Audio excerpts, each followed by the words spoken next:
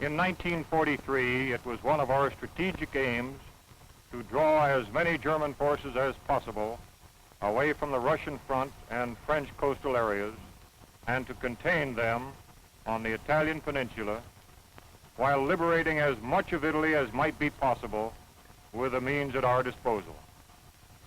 As the bulk of our supplies was directed to England for the forthcoming invasion, operations in Italy had to be conducted on an extremely limited scale. Thus it came about that during the winter months, the number of Allied divisions in Italy was greatly reduced. Yet so determined was their effort that they succeeded in holding in Italy a very large number of German divisions during the pre-invasion period. San Pietro in the 5th Army sector was the key to the Liri Valley. We knew it, and the enemy knew it. We had to take it, even though the immediate cost would be high. We took it, and the cost in relation to the later advance was not excessive. By its very nature, this success worked bitter hardships upon each individual soldier, calling for the full measure of his courage and devotion. The response of our 5th Army troops provides an inspiring page in our military history. To these individuals, living and dead, and to those who now continue in their tradition, this picture is dedicated.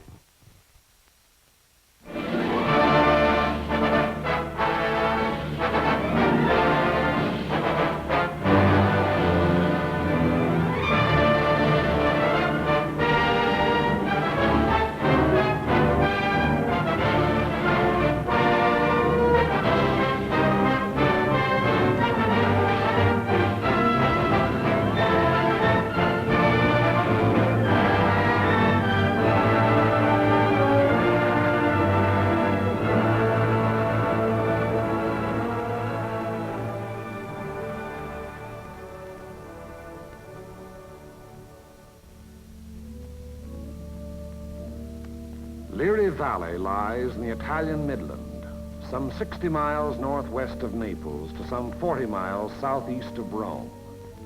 A wide, flat corridor enclosed between 4 walls of mountains.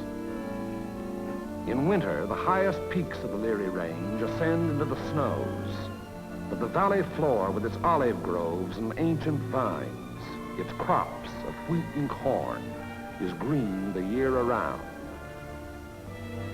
That is, in normal times. Last year was a bad year for grapes and olives, and the fall planting was late. Many fields lay fallow. There are 2 ways from the south into the valley. One, a narrow pass. The other, a high, scenic road over the mountains. They converge before the site of the ancient village of San Pietro, which for 700 years has stood at the threshold of Liri Valley, welcoming the traveler. The stones of its walls were quarried out of the parent hill from whose slopes it rises. Population 1,412 at the last census. A farming community. Patron saint, Peter. Point of interest, St. Peter's, 1438. Note, interesting treatment of chancel.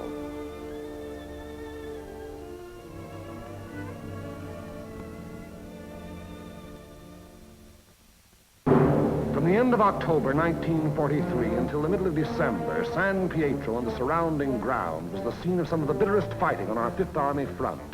The Italian campaign had entered its second phase, to push forward again after a static period brought on by heavy seasonal rains. Our battle lines were haphazard as the terrain itself, with its flood-swollen rivers that twisted back and forth across our line of march so that each river seemed like 5. And where there was no river to cross, a mountain blocked our going, each peak ahead being a few meters higher than the last we had won, so that each new peak had to be fought for, the hard, uphill way, with the enemy looking down our throats. They had had time to fortify and camouflage their positions. No amount of artillery fire or aerial bombardment could force them to withdraw. That was for the infantry to do, employing those weapons that can find and destroy life in narrow trenches, caves, and fighting holes. It was up to the man with the rifle, the man under fire from all weapons, the man whose way all our weapons, land, air, and sea, serve only to prepare. It was up to the foot soldier to attack a hidden enemy over ground that was sown with mines, the anti-personnel S-mines that fly up at a footfall to explode beneath the groin. Nowhere along the entire front were enemy preparations more elaborate than in the San Pietro area. For San Pietro stands at the threshold of Liri Valley, and through Liri Valley, wide and level, runs the most highly prized length of road south of Rome. By early December, we had taken and were holding high ground to the northeast, east, and south of San Pietro, the Camino Maggiore hill mass being last to fall. An Italian brigade under Allied command had made a vain attempt to capture Mount Lungo, possession of which would have acted greatly to our benefit in the impending action. The Italians were all but annihilated. In view of their excessive losses, further operations against Mount Lungo's strategic heights were abandoned. And it was decided to make a direct frontal assault on enemy positions in and around San Pietro.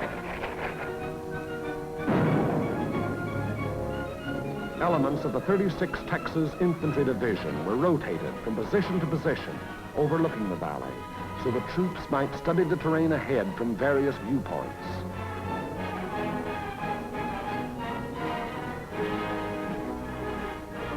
Patrol activity was continuous.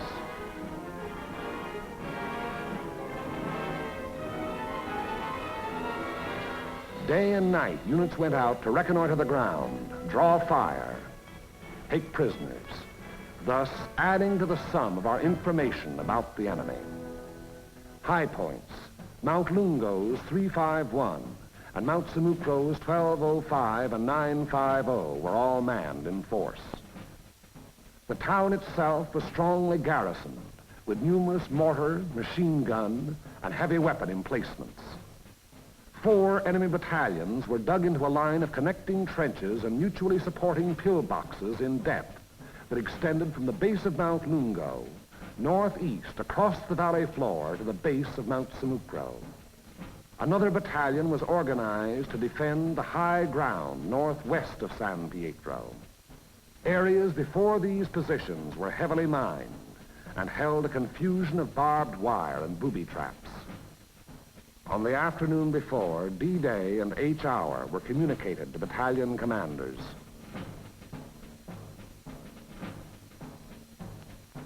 December 8th, at 0620 hours, the 1st Battalion of the 143rd Infantry Regiment to attack the summit of 1205, having moved up the mountain under cover of darkness, and upon achieving its objective to attack along the ridge to a point northwest of San Pietro. The 3rd Ranger Battalion likewise to attack 950, another feature of the Mount Simucro hill mass. The 2nd Battalion of the 143rd to attack over the terraced olive orchards northeast of San Pietro. The 3rd Battalion acting in support to follow the 2nd at 400 yards.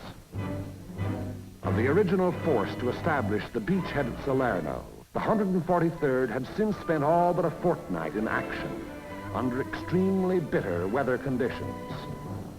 At Salerno, at the Volturno crossing, it had taken mortal punishment.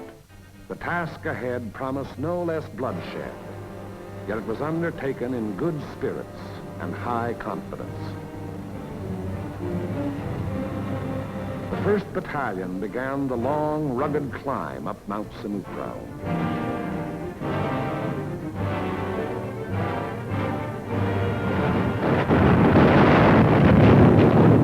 As night fell, our artillery opened up, and throughout the night hours, intense fire was laid down on the enemy's main line of resistance.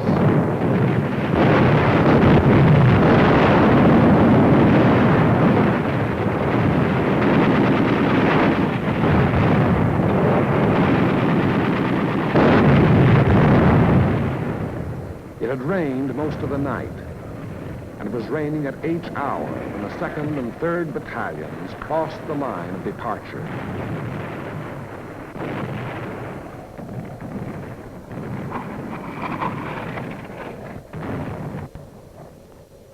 Some 200 yards forward, they encountered mines and automatic fire from pillboxes.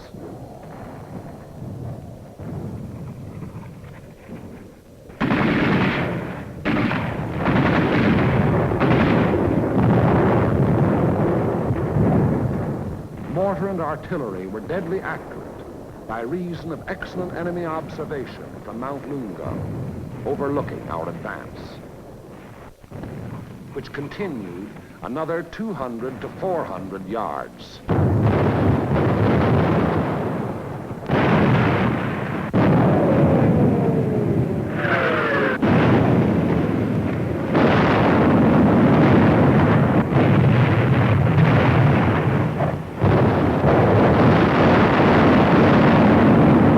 Men gave their lives in attempts to reach pillboxes and throw hand grenades through the narrow gun openings. The 3rd Battalion was committed.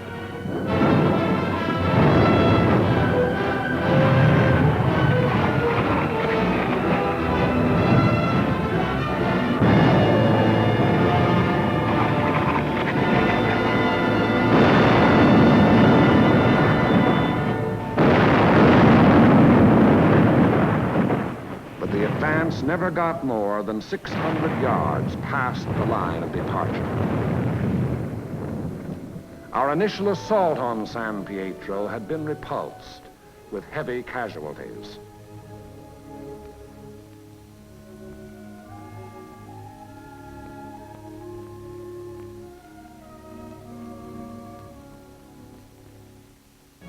The attack on Hill 1205, however, was a brilliant success.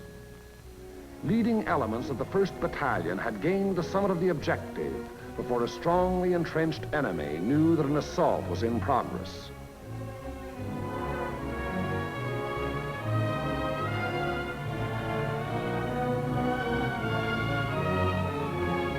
To the right of 1205, the 3rd Ranger Battalion had also captured its objective, but only after successive attacks and costly casualties.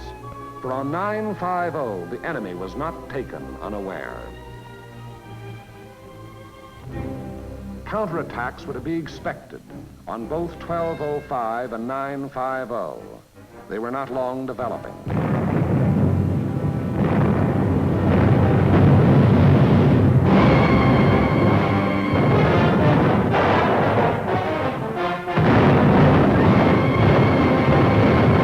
The first was launched during the early daylight hours, and even as it was beaten off, another took form.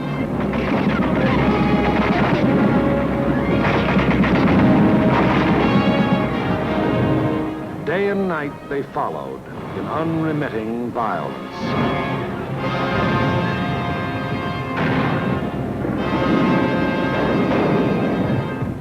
The toll of enemy dead mounted with each new attempt.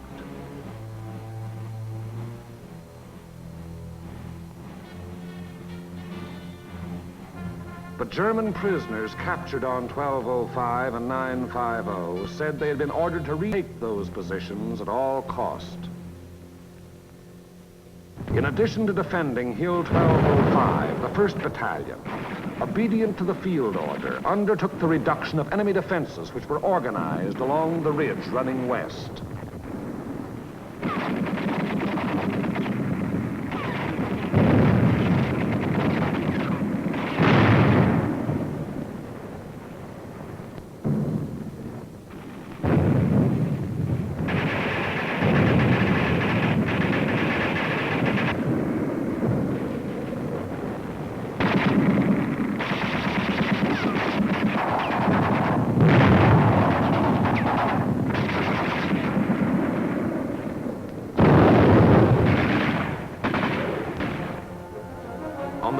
December, the 1st Battalion was reinforced by the 504th Parachute Battalion, which took over and maintained the defenses of 1205 and 950. thereby enabling the 1st Battalion to throw its entire remaining strength into the assault along the ridge.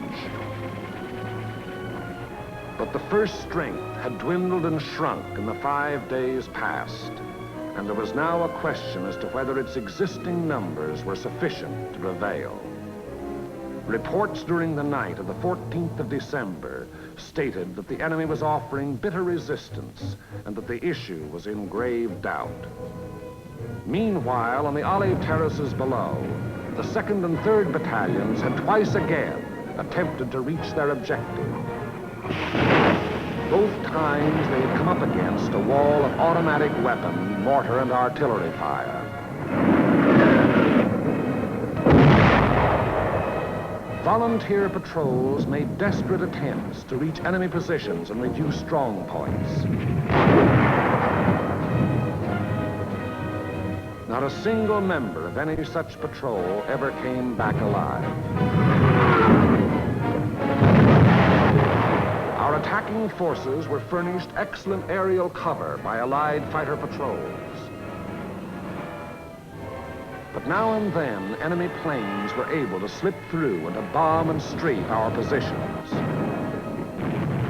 which to all purposes had remained unchanged since the 1st day. To break the deadlock, orders were given for a coordinated divisional attack. The 2nd and 3rd Battalions of the 143rd to proceed in the execution of the original orders. Acting in conjunction, Company A of the 753rd Tank Battalion to attack San Pietro from the east over the high road. 1 battalion of the 141st to attack over the flat valley floor. After nightfall on D-Day, the 142nd Infantry Regiment to attack Mount Lungo. The earlier decision not to attack those strategic heights having been reversed in view of the present critical situation. In preparation for the attack, all 5th Army artillery within range, including tanks and all tracks, was directed against San Pietro and the surrounding area.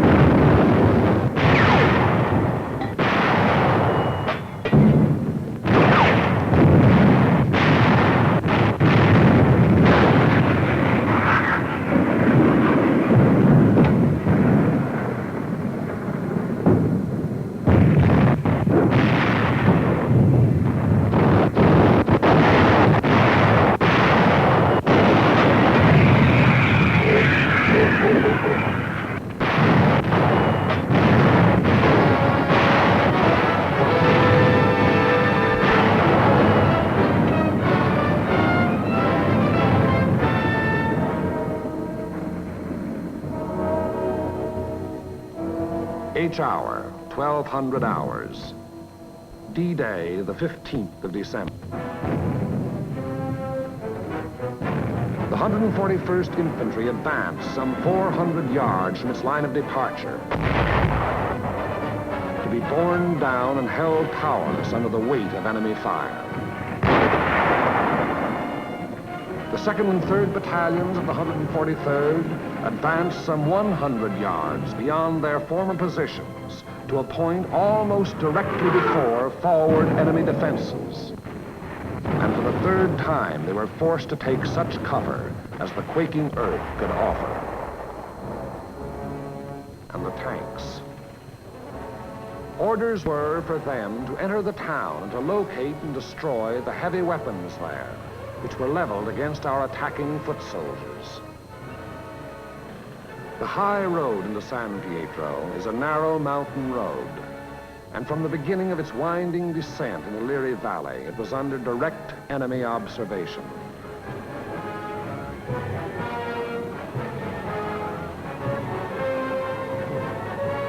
"16 tanks started down that road. 3 reached the outskirts of the town.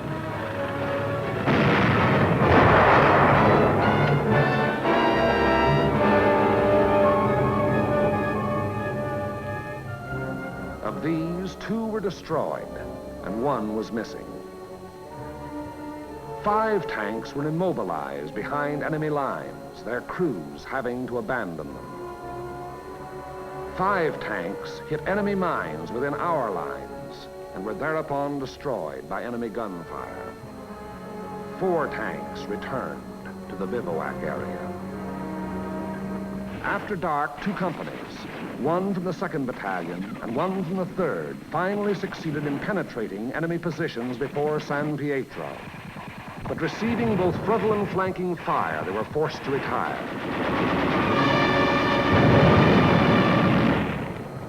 Company E having been reduced in strength to a handful of riflemen, and Company L faring little better.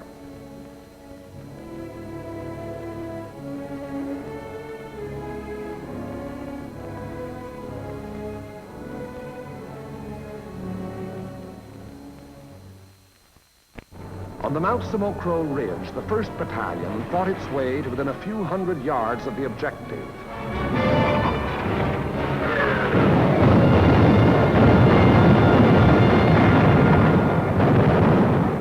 But it had paid for ground gained at the rate of a man a yard, and it did not have strength to carry the fight any further forward. On Mount Lungo, however, despite bitter resistance, battalions of the 142nd in successive waves kept pushing upwards until, in the early daylight hours of the 16th of December, its foot soldiers had gained the summit and were wiping up what remained of a stubborn enemy. And that height proved to be a key position in the enemy plan of defense, for even as Mount Lungo fell, the enemy throughout the San Pietro area made preparations to withdraw. Almost invariably, the enemy will counterattack to cover a withdrawal. The first violent thrust was delivered within a few hours.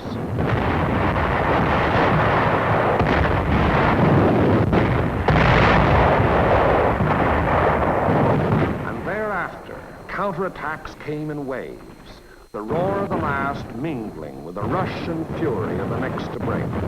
Many companies lost all their officers. Enlisted men came forward as inspirational leaders to rally their battered companies into resisting yet one more onslaught. Our own artillery was brought to fall within 100 yards of our front-line elements. After 5 hours, during which the earth never ceased to tremble, counterattacks ended, indicating that the withdrawal of the enemy's main body had commenced.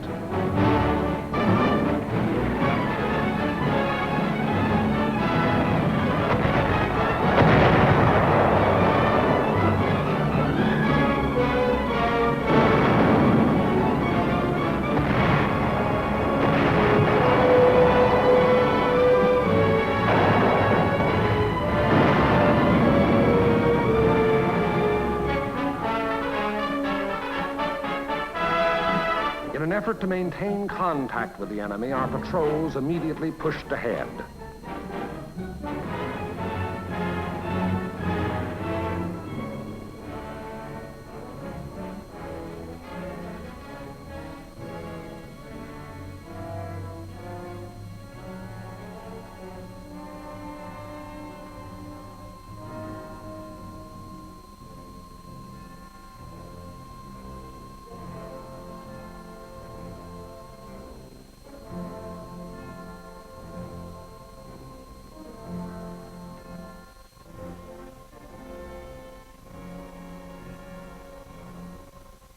Entering the town, they discovered that San Pietro was ours for the taking.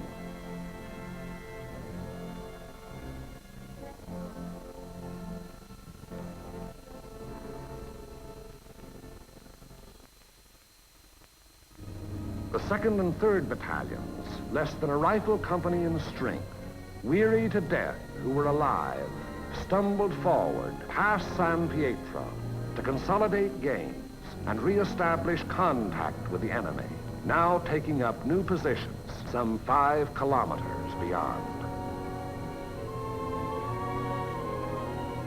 That is the broad shape of the Battle of San Pietro, which was but the first of many battles in the Erie Valley. It was a very costly battle. After the battle, the 143rd Infantry Regiment alone required 1,100 replacements.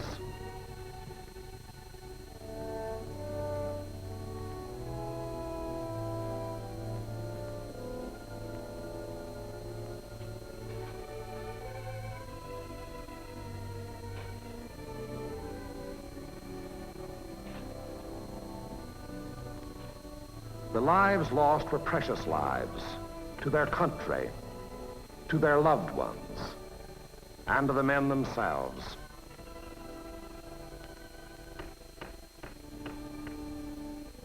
For the living of the 143rd Infantry Regiment, more than 100 decorations for acts of valor above and beyond the call of duty. Many among these you see alive here have since joined the ranks of their brothers in arms who fell at San Pietro. For ahead lay San Vittore and the Rapido River and Cassino, and beyond Cassino more rivers and more mountains and more towns, more San Pietros, greater or lesser, 1,000 more. As the battle passed over and beyond San Pietro, westward, townspeople began to appear, coming out of their caves in the mountains where they had stayed in hiding during the enemy occupation. They were mostly old people and children.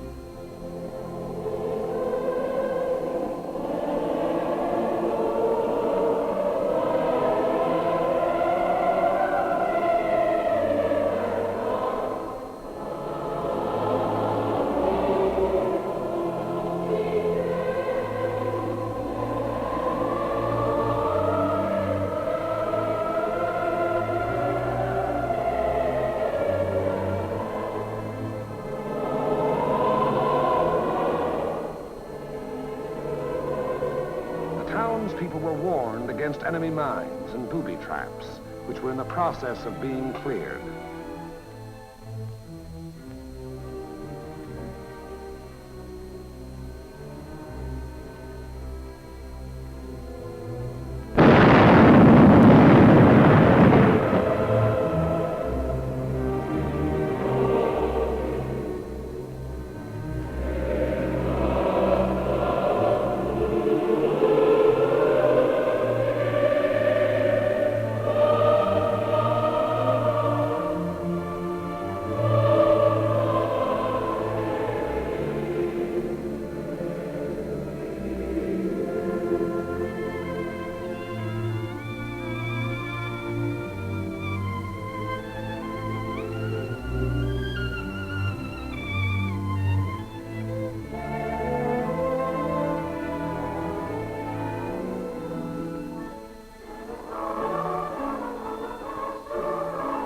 Children are able to forget quickly. Yesterday they wept. Today there are smiles and even laughter.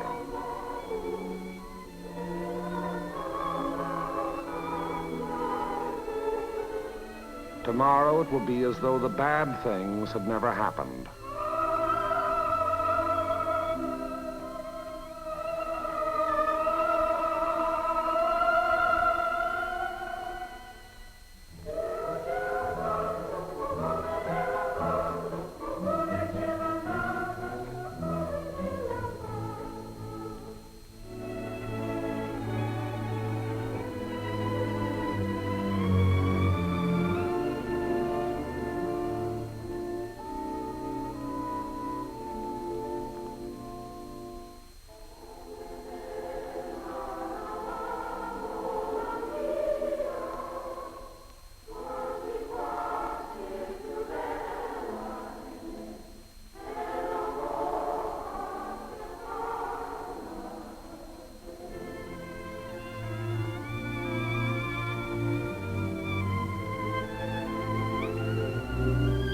Living was resumed in San Pietro.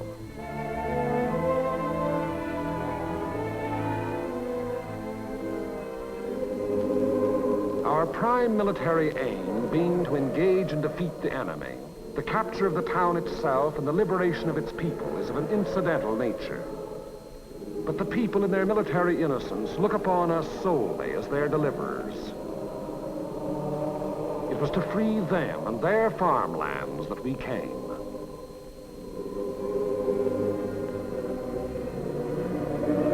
Behind our lines, southwest to the sea, the fields are green with growing crops planted after our coming by other people of other towns who believed likewise.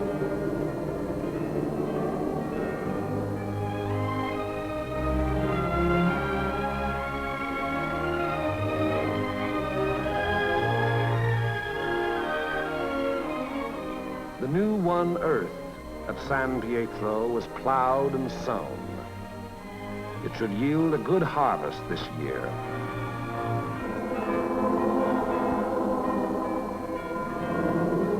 And the people prayed to their patron saint to intercede with God in behalf of those who came, delivered them, and passed on to the north with the passing battle.